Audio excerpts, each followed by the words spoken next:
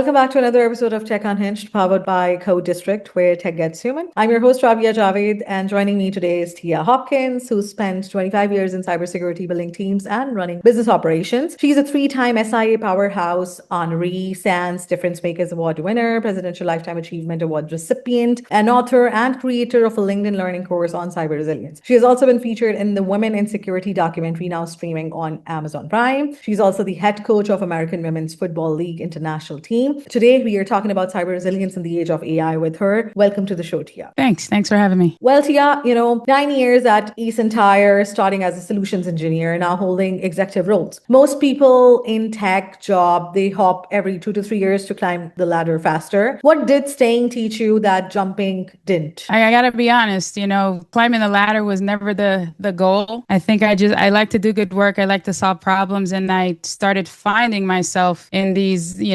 executive roles, doing more and more things. I think, though, if I compare to what I think would have happened if I had jumped to climb the ladder, I think what you gain is obviously if you leave a company to go to another, they want to hire you. You get more money, obviously, but you have to start over, sort of. You got to learn the business all over again. You have to prove your value again. Obviously, there's downsides to staying as well. You might climb the ladder, but financially is probably not at the same rate as it would be if you jumped. However, the longevity builds relationships. You get to know a company really, really well, and you can talk about the things that you've achieved differently. And honestly, I don't think it takes you as long to achieve them as it would if you're starting over at a different company every time you go to a different one. Because I think, a frustrating thing that I see from some leaders that do that, that go from company to company is some of them carry the same playbook with them. And, they do what they did at the last one because it worked, but that doesn't always work. And so I like that I had the opportunity to learn one company really well, build relationships, learn things about myself that I, had no idea I was capable of. And then there's a level of confidence that comes with that too, because there's a different level of trust with the people around you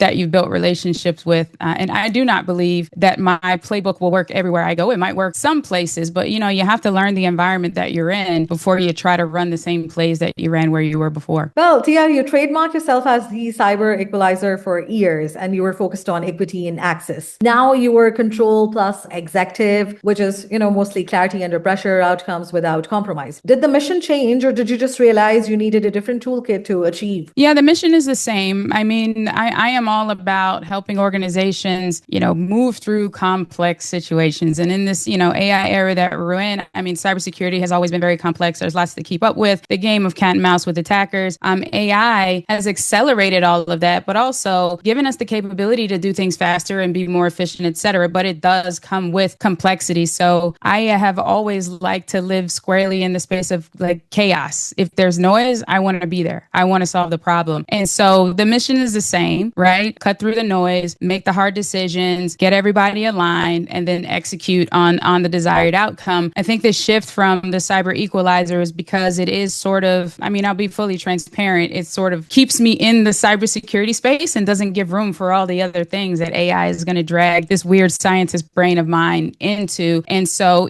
as you evolve, you think about your brand and what it is that you want to do. And cybersecurity is obviously part of it. I can't leave that behind. It is where my brand has been built. But what I'm actually doing isn't just cybersecurity. I am controlling the noise and executing without compromise. So control exec seemed like just the right move. And it was like this huge aha moment when I landed on it. I was like, oh my God, that's great. That's me. That's awesome. So I'm really excited about it. Tia, so you mentioned it, and I'm going to, just have this question right now rather than later, that, your tagline on TiaHopkins.com is now that you turn chaos into music, which sounds poetic, but, I know it's probably not. What does that actually look like in practice for you when you're walking into a complex environment? What's your first move? Listening. It's always about listening, because what you'll find a lot of times is when you go into an organization that has some sort of initiative that they're just having trouble moving on, it's typically not a matter of all the stakeholders not being aligned in terms of what the intended outcome is. The misalignment comes once everybody leaves that executive meeting, goes back to their silos, and then has to execute execute. So the outcome is aligned, but the process is not. And so that's where you have to listen. Where are the competing priorities? Where are the different approaches? Where are those nuances that were misunderstood when everyone thought that they were on the same page? And then it's a matter of bringing all that together. And then you really have to have like, what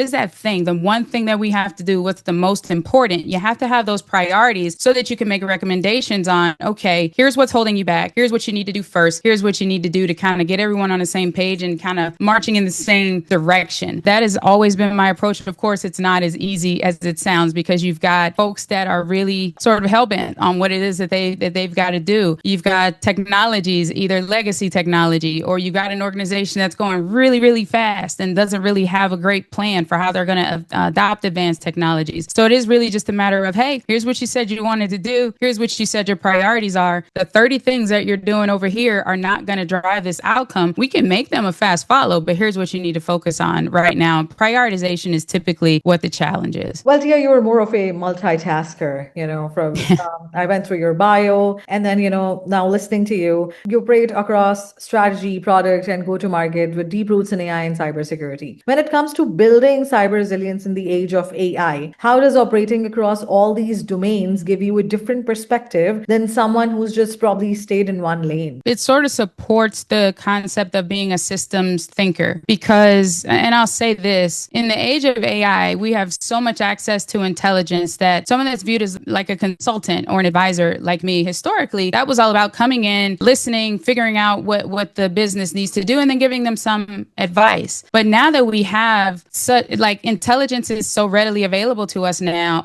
advice alone is starting to lose value. And so the valuable consultants, the valuable advisors will be those that sure can give advice, but can also think about the entire system and own that system and build the solution and maybe even help with implementation and run that solution. Not saying that that's necessary, but for me, that's the superpower that operating across all those lanes has given me. I can be that bit of continuity through those silos that typically aren't interacting and sometimes don't speak the same language. And that's why things fall through the cracks. I think that is my sort of unfair advantage, that I do speak all those languages. I understand how to deliver outcomes in all of those areas. And that's a bit of a unicorn, and it's incredibly valuable when you're trying to figure out what's broken. No, that makes a lot of sense. So in the trailer for the Women in Security documentary, you said, I chose security and it chose me back. And we've been choosing each other since. Walk me back to the beginning. What was that first moment where security perhaps chose you? When did you realize this wasn't just a job, but something deeper for you? Yeah. So I think at the point that I was like, okay, I need to decide what I want to be when I grow up. I had been in tech for maybe 10, 15 years. I was in an IT director role. I was a Jane of all trades and master of none, which was attractive to the market back then. But I started to see a shift, and organizations were looking for more specialization. And I'm the type of person that I evaluate my strengths and weaknesses probably once a quarter, sometimes once a month, because I don't want to fall behind. I want to be ready for opportunities when they come to me. And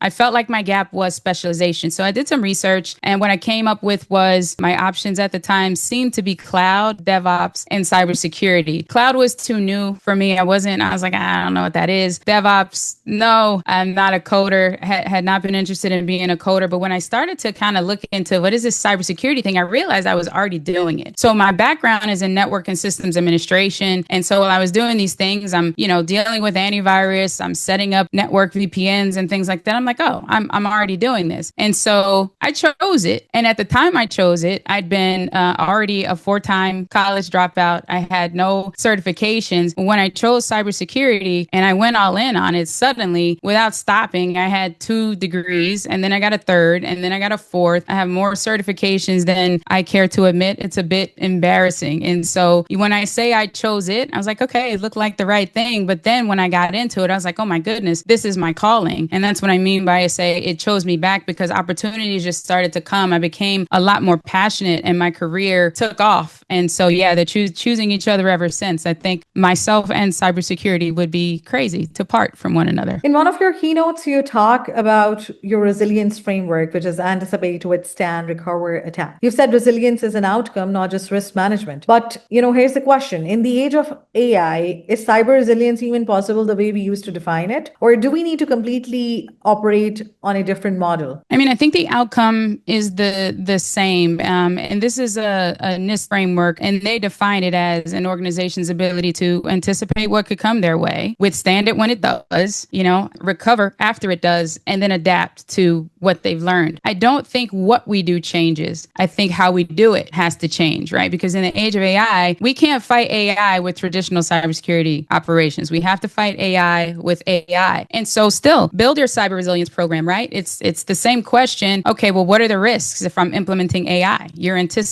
If something goes wrong, what am I going to do? That's how you withstand. If something completely breaks, if an employee provides sensitive information or intellectual property, or our model gets compromised, how do we get back to being able to operate the business? That's recover. And then you make your adjustments as you learn, continuously adapt. Now, the how, we can't continue to do this with spreadsheets, emails, and meetings, right? We have to leverage AI so that we can, one, get more efficient in our operations. Our security teams can focus on more high value things. And let's be honest, the attackers have the same toolkit we do, and they don't have the same restrictions as we do with leveraging it. And so we have to be able to keep up. And the only way that we can keep up is making our operations more efficient, making them more rapid where possible, right? We don't want to go too fast, because now, and if we do that, we've created risk for ourselves that we didn't intend. So I know it's a bit of a long-winded answer, but the short answer is the outcome, the desired outcome does not change, but the approach has to. So you created a LinkedIn course as well on cyber resilience. What prompted you to create that course? And what's the one thing you wanted the CISOs and security leaders to walk away understanding differently about resilience? I think at the time when I created the course, I was hearing a lot about risk, because I was on this whole journey myself. I was like, we have to make sure we identify the risk. And then my next soapbox was, we have to quantify the risk. And then I got to this point where I was kind of paying attention to the industry, and breaches were still happening, and a lot of CISOs were still having the same conversations. And I was like, yeah, but there's more to this. And sure, risk is the first thing we have to do. We have to know what our risk is, because fundamentally, as security practitioners, our job is to reduce the risk, protect the organization. But the protect part, what do we do there? We're saying it's no longer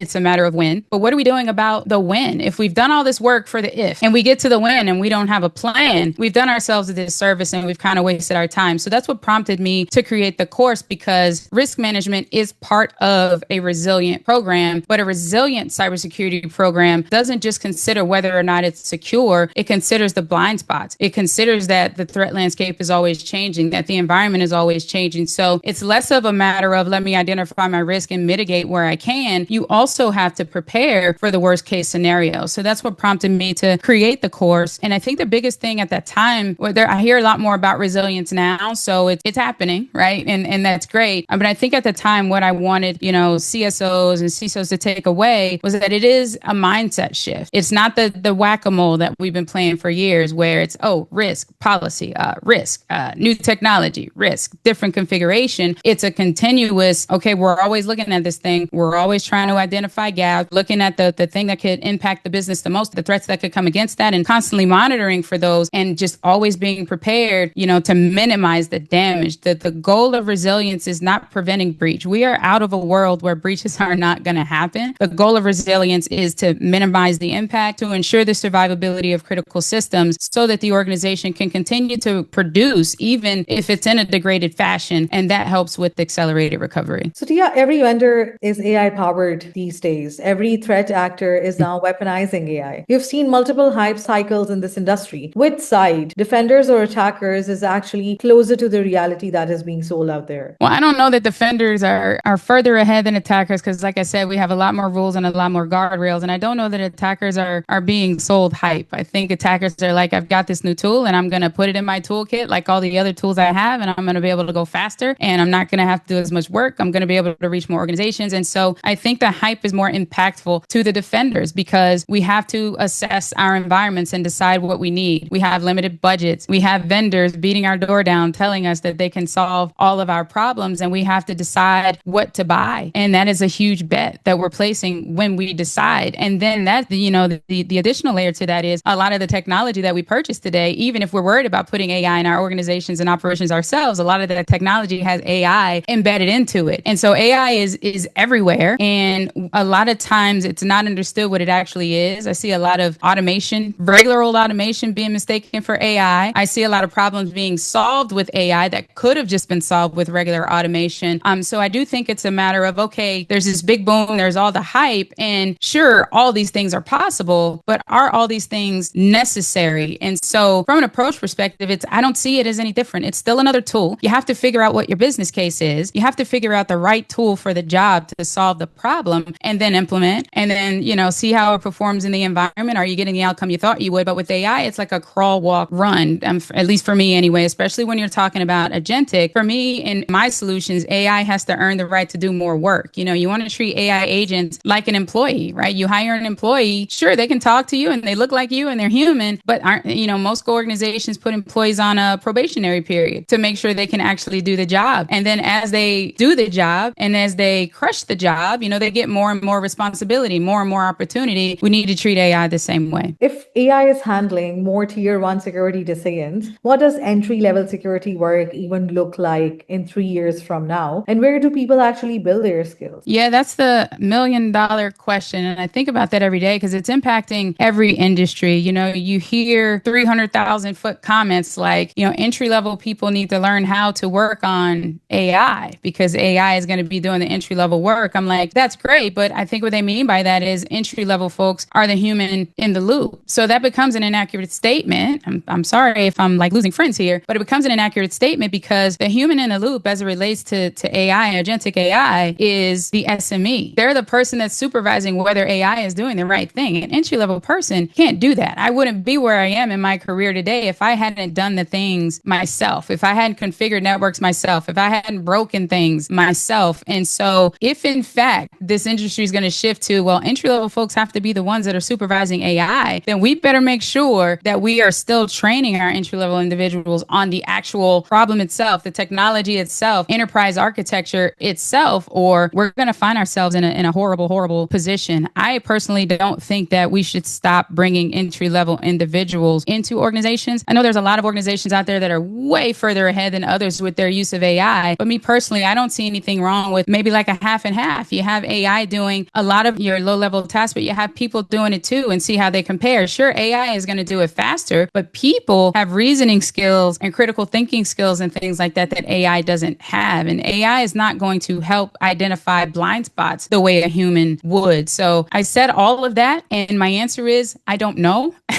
how it's going to impact entry level, but my concern for folks trying to enter the industry is that it was hard before AI because the stakes are so high. Security leaders want to hire folks with experience, and that's why you would see job postings for entry level individuals that have to have a CISSP when you have to have 5 years experience to get that certification. So with it being hard before AI was in the picture, I imagine it's only going to get harder. But I would say what we need to do is still train on the skills, but leverage AI in the training. So we're kind of teaching both at the same time. So you have professionals that are trained in both cybersecurity and AI and applied in both of those, not just the theory, applied cybersecurity, applied AI, so that these individuals walk into these organizations knowing how to solve problems, not just talk about them. Yeah, we did touch upon, weaponizing AI, and we see that AI is now also being used to attack infrastructure. So are legacy systems essentially undefeatable at this point? Legacy systems are not undefeatable. I mean, they still, there's vulnerabilities everywhere. Right. And legacy systems, I don't think so, because AI just means that we can do it faster. Right. So if someone is attacking a legacy system, then they can build an AI solution that just attacks more of them and attacks more of them faster. I don't think that legacy systems are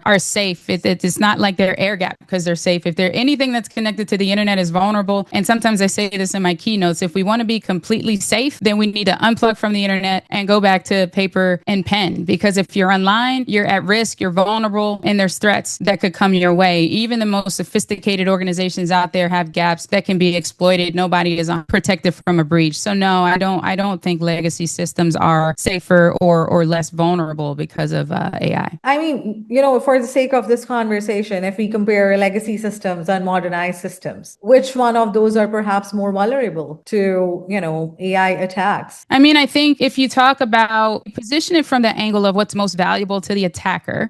I'm going to go with modernized systems, right? There are more vulnerable because the payoff for the attacker would be greater. Now, just more or less vulnerable just because of the vulnerabilities that exist, there's a lot of elements to consider there, because someone could have a legacy system that is very well secure and a legacy system is not secure at all. And the same thing could apply to a modern system. But through the lens of what I think is more attractive to attackers and what will give them more attention from attackers, yes, definitely modernized systems. And what are your thoughts around CIOs or CTOs perhaps who are still, stuck in their cycles and loopholes of legacy, modernization perhaps? Yeah, one of the things I say a lot is that a security leader, infrastructure leader, IT leader, our job is to understand where the business is, understand where the business needs to go, and bridge that gap every day. And sometimes it's going to feel like a moving goalpost. And that's why I always say it's a journey, not a destination, because you never arrive. Things are changing every day. But in order to figure out what you need to do to get to where you need to be, or what you need to do to bridge those gaps, you really have to understand where you are. You really can't understand what you need to do to get to where you need to go if you don't know where you are. It would be like pulling up Google Maps and putting in a destination without putting in the starting location. Not even Google Maps can help with that. And so in order to modernize security operations, infrastructure, whatever it is, you really have to fully understand your current infrastructure, your current state. And then you have to prioritize. And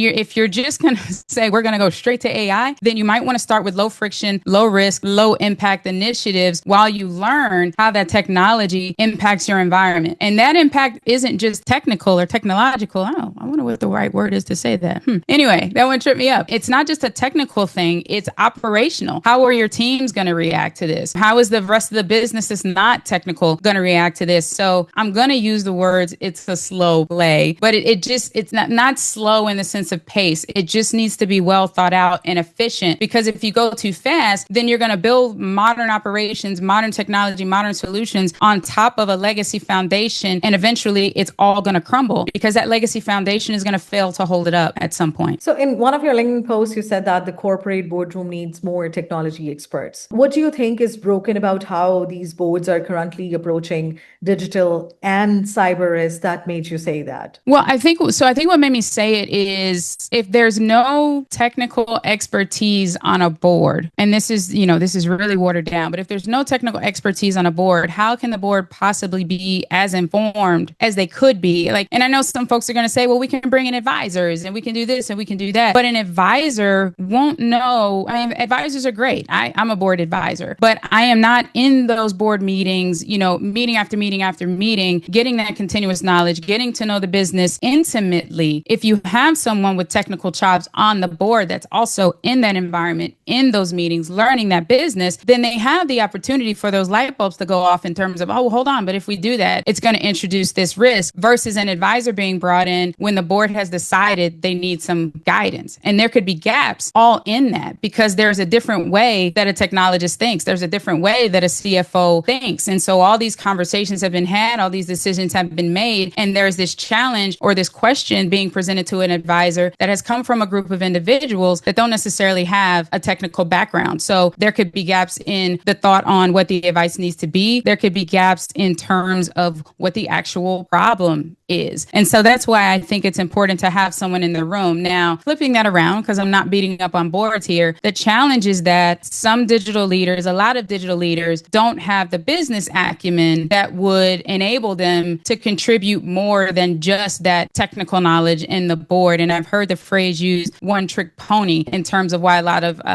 there's not a lot more digital leaders on boards, because, you can bring someone onto a board that's wildly smart, wicked smart, technically, but then can't contribute to any of the other conversations. And I do think that that's not efficient for a board. So the unicorn or the superhero from a technical perspective here is that digital leader that also understands business. And you don't have to be a finance wizard. It could be that you understand how to lead people, or you understand how to run operations, whatever that is. It just has to be more than the technical chops. While there are so many pros to, AI and how faster we've become, with a lot of things, there are also cons to it. And AI itself can fail too, when we talk about hallucinations, poison data, adversarial attacks, there's so many examples. So how do you build resilience into your AI security tools so they don't become the single point of failure? Yeah, I think it is a matter of back to that that crawl, walk, run, especially when we're talking about agents, right? Because if you're talking about, I mean, it could be large language models as well, because the job of a large language model is to find the next best word to make you feel great. And that's not always the right thing. And something that I'm probably going to say 10,000 times in the next 6 months is that accurate isn't always right. And so the approach that we take when we leverage AI, at least the organizations that are trying to do it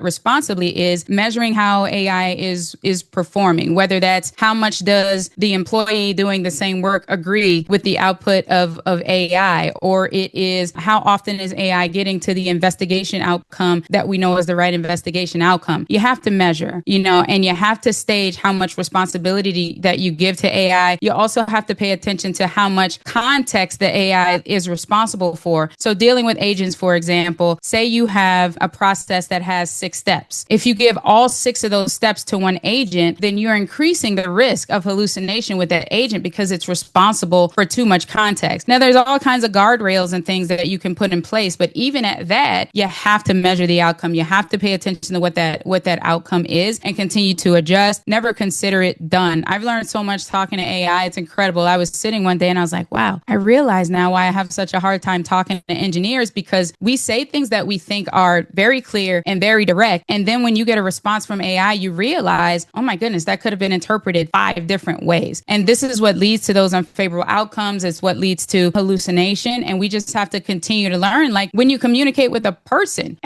you can't talk to everybody the same way. You can't reach everybody on your team the same way. We have to think about AI in the same sort of manner when we're putting it into our business operations, right? We have to be very deliberate with our processes. They have to be well documented. We have to know what the expected outcome is, how we're going to measure it, and understand that accurate isn't always right. So the accurate thing that AI chose, or the accurate recommendation that AI made, might not be what's right for the business. And that's why human in the loop is really important as well. Well, Tia, if you had 30 seconds with a non-technical leader, board chair, to explain why cyber risk isn't just an IT problem, especially now, with the mix of AI in it, what would you say? I would say I have not run across a business in a very long time that does not rely on technology to deliver whatever the value of that company is. And so if the problem of cyber risk is squarely in IT, then we're not protecting business operations, right? The job of security teams is, yes, to protect the business, but also to enable the business. And in order to enable the business, they have to feel part of the business. They have to be partnered with the business. And so for a company to continue to produce, cyber risk has to be looked at as part of the business, because if a cyber attack happens and you can't produce, well, your business is impacted. So, now that it's finally out and you've probably seen the full documentary too, and heard from the other women who are the security leaders who are featured in it,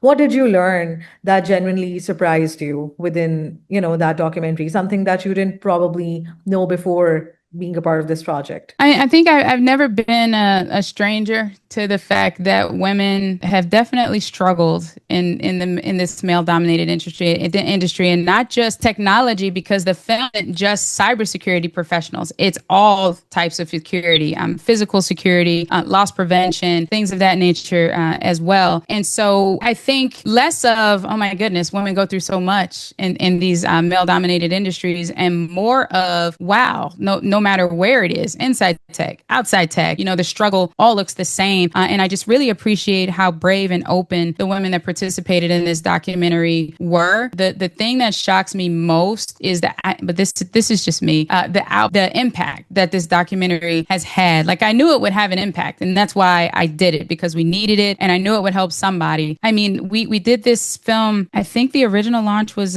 March or May of 25, and there's still people pouring out on LinkedIn. This was great. I was so impacted. I need this in my schools. And to see that is really heartwarming. So I think that's the biggest shock, the reach and the overall impact. But, based on the women in the film itself, just that, wow, this is outside tech too. Like, this is everywhere. So, I want to dig a bit deeper into that. Did the documentary touch on any of the darker truths, like, women against women dynamics and security industry, or where women in leadership haven't shown up for each other the way we hoped they would? I think the documentary did a great job of talking about the struggle, but keeping it with the struggle. And there's even a segment where women had the opportunity to talk about mentors and allies that have helped them on that journey, because I think some folks were concerned that the documentary would turn into a male bashing documentary, and it's not that at all. I don't recall anyone sharing a story where it was a woman, that created an issue for them. But let's be clear, that is an issue as well. I'm not sitting here saying it does not exist. I have witnessed it. I've not experienced it, but I've witnessed it more than I care to admit. I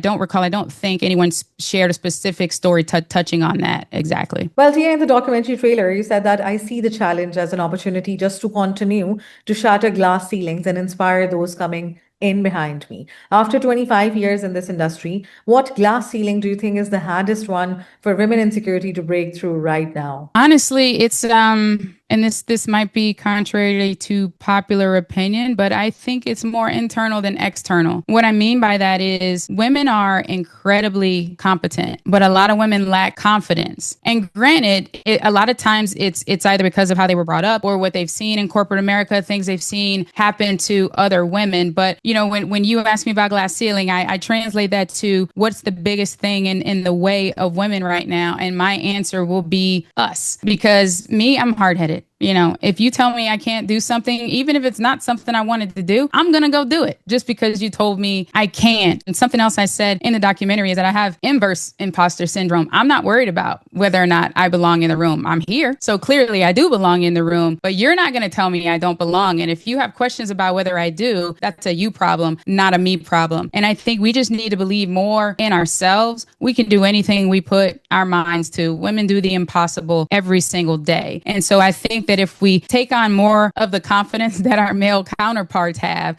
some of these barriers will go away. I mean, there are those like the gatekeeping and things like that we will have to push through. But if there's more women, more hard-headed women out there just continuing to push forward like me, eventually those barriers will have no choice but to move. Well, Tia, you've been recognized as the top advocate by SC Media for expanding inclusivity in cybersecurity. So is the industry actually getting more inclusive, or are we just celebrating the same small group of diverse leaders over and over while the pipeline stays broken at the core? I mean, the pipeline is broken. We've made improvements. I think that the pipeline is broken from a diversity perspective in general. It's not just women, it's age, it's ability, it's lots of things. I think partially because, and this is the entry level, back to the entry level conversation as well. I think specifically in cybersecurity or any type of security, the stakes are so high that the folks responsible for hiring want to be confident in the hire that they make. And so they just resort to what they're comfortable with, which just resorts to hiring someone that looks like them or someone they know or someone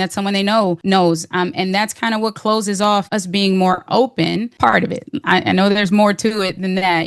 Sometimes it is by choice, but it is still broken. We've definitely made progress. I joke, okay, the line is getting a little longer for the women's bathroom at security conferences and things like that, but we definitely do still have a long way to go. I feel like that we will have arrived when we don't have to talk about this anymore. Well, being the head coach of the American Women's Football League International, Tia, you are building teams on the field and in the boardroom as well. How does your coaching philosophy translate into how you lead technical teams and drive transformation? The similarities between, whether it's AI, cybersecurity, go-to-market, strategy, and football, they're the same. It's a high pressure situation and you have to make the right decision to drive the optimal outcome. And sometimes that's with limited information, like when you're in the game and the other team does something you weren't expecting them to do. And sometimes you have time, you have lots of information when you're watching film and you're preparing for the game. And it's the same way in industry. Sometimes we have the ability to plan, sometimes we don't. But regardless, it's a high stakes, high pressure decision that has to be made. And now you bring AI into the picture and we have less time to make those decisions. So now we have to make those same high stakes, high pressure decisions with less certainty. And so it becomes, that is the job of a leader, right? I think there's this perception of leaders that leaders just know everything. And how do they know so much? And how do they always know what to do? And I'm like, no. Everyone's out here operating on their best guess, and their best guess is based on the information that they have. And it's the great leaders that know how to take information and produce optimal outcomes, not necessarily someone gave them the answer or they have a crystal ball and always know what to do. So yeah, that's how I see them similar. We're in a close game and, it's the last play of the game and we have an opportunity to win it. I call a timeout. My players are going to look at me and say, hey, coach, what's the play? If an organization get breached, they're going to call up the CISO and say, hey, CISO, what's the play? play. So they're very similar. If you're advising a CIO or a CTO today on cyber resilience in the age of AI, what's the one thing you tell them they are getting wrong? Not about the technology, but about how they are thinking about the bigger problem. What I see most is a solution in search of a problem. Right. We have AI. What can we do with AI? And it's not that. It's we need to make our organization more resilient. We need to do that more efficiently. Where are we inefficient so that we can define a business case that we need to drive efficiency within? And then we select the tools, technology, et cetera, to solve that problem. And we build a program around it to make sure we monitor and measure and continuously improve. Biggest issue, the biggest challenge, the biggest mistake I see is picking a tool and trying to figure out what to do with it. And AI is causing organizations to do a lot of that. I have never talked to a CISO, a CIO, or any security leader that said, hey, this vendor just came out with a new firewall. What do we do with it? Or this vendor just came out with a new router. What do we do with it? And that's how folks are treating AI. When you're buying security technologies, it's very, very seriously. We have this problem we need to solve, and we need to know the best technology for solving it. And for some reason, that's not the approach a lot of leaders are taking with AI. Well, the last question for our conversation, Tia, what's the one hardest lesson that you had to learn in these last 9 years? It could be, about building resilience or just about life in general. I'm going to end on a personal note here. What I learned over the last 9 years was after my journey came to an end at eCentire. And I want to say this for anyone out there that is trying to move up in their career or is moving up in their career, pay attention to the work you're doing. Track the work that you're doing. Keep metrics around the work that you're doing, because when I was at eCentire, I went from individual contributor, where it's very easy to know if you're doing the job or not. I was a sales engineer. Am I hitting my numbers? Am I crushing it? Am I not? But as you move up in leadership, it gets less clear because you're driving other people to those outcomes. But there are things you're doing to get them there. But the type of leader that I am, I'm a servant leader. I'm just like, my people are good. I'm good. But when my journey was over, I had to think back on 9 years and say, oh my goodness, what did I actually do? So make sure throughout your journey, you're keeping up with those things, even if you think they're small, because when you try to do something more, something bigger down the line, you're going to be asked, well, what did you do? And you got to have those answers ready to go. Well, Tia, thank you so much for your presence today. And for our audience, this was Tia Hopkins, the Great, with us. Thank you.